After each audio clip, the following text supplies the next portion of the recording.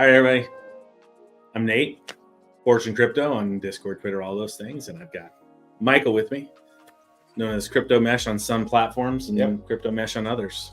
He's all Crypto Mesh. Mostly Crypto Mesh. So, what do you know about DeEEP, man? Not a lot. I know Nerd Node obviously quite well. I know the concept that it's a physical box node that you establish in a location. It's going to run like a virtual node, but without all the hassle of having an AWS account or whatever. But other than that, I'm not really sure I understand what DeEEP itself is going to do or does. How long have I been talking about this? Certainly for the last 3 years. Let's talk about what we're doing. Yeah, what is DeEEP? I got a slideshow here. So, I mean, in reality, Web3 problems are this. Like a lot of Web3 companies aren't Web3. No.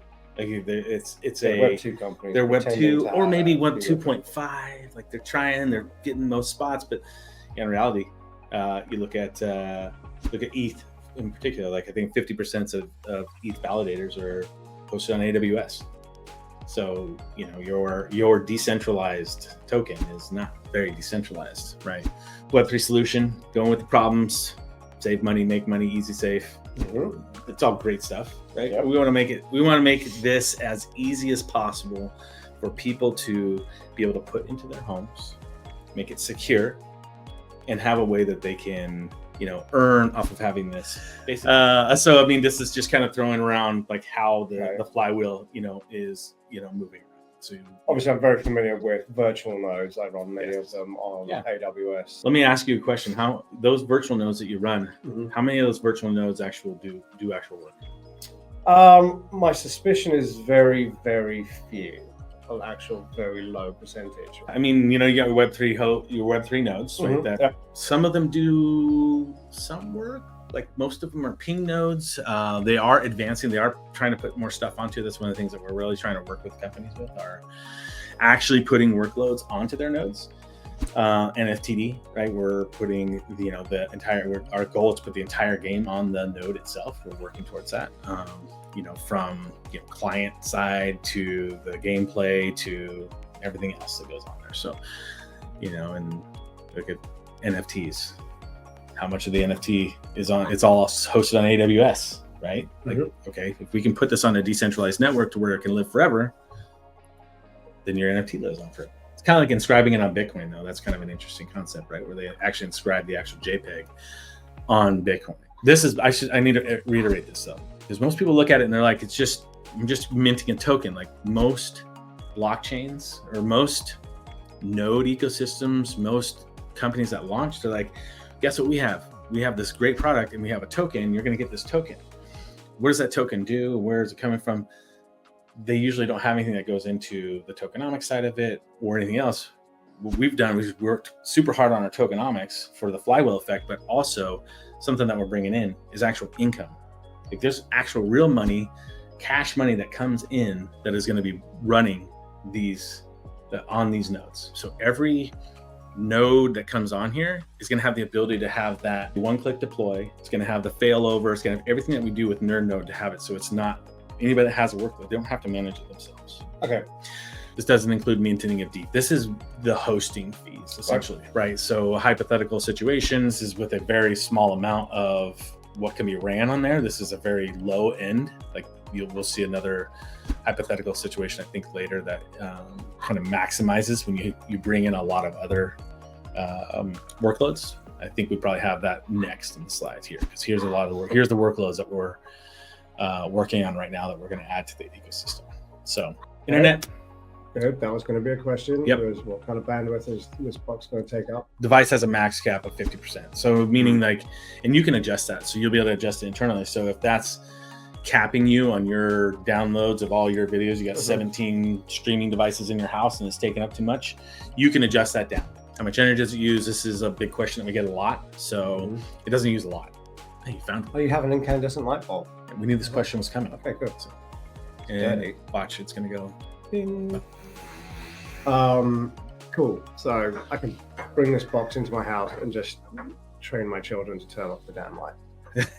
Yes, and it'll be a wash. Another big question: is my internet safe? We get a question about the price of the box, right? Yep. We started with a priced box that was sitting like full end, all our software costs and everything into it was going to be around the $500. But the problem with it was we didn't have the ability to make it as secure as we wanted, meaning,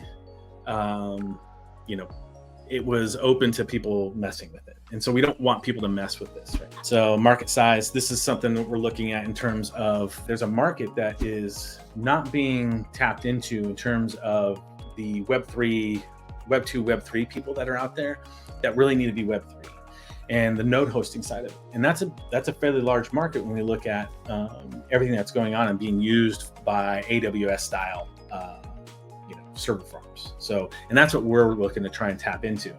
What does it turn to after that? I don't know, but this market we can get to, and it's a fairly large market. Well, let me ask, what kind of questions you got? I have some questions, mostly about content security, if you like. And this has come up for me in the past. Is I take on the responsibility of hosting a box on behalf of you. And I'm trusting that you are moderating the content that's stored on my box in my home. Yes.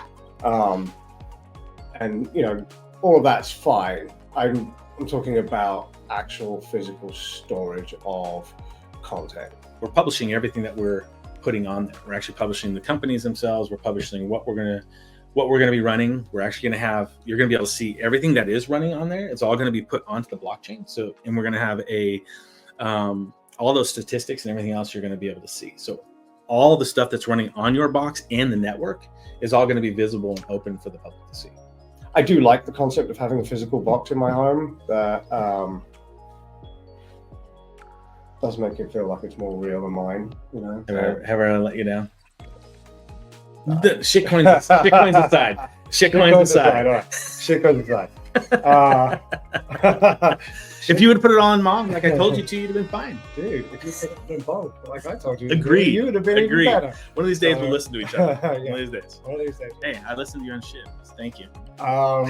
Yeah, I mean, like I said, this makes sense. You and I have been talking about it for 3+ years. I knew this is what you were going to do. I liked the delivery of it. I think it looks slick, and I don't see there's any reason why I wouldn't buy one. Well, why wouldn't you? I think other people should buy it as well. Well, prove it.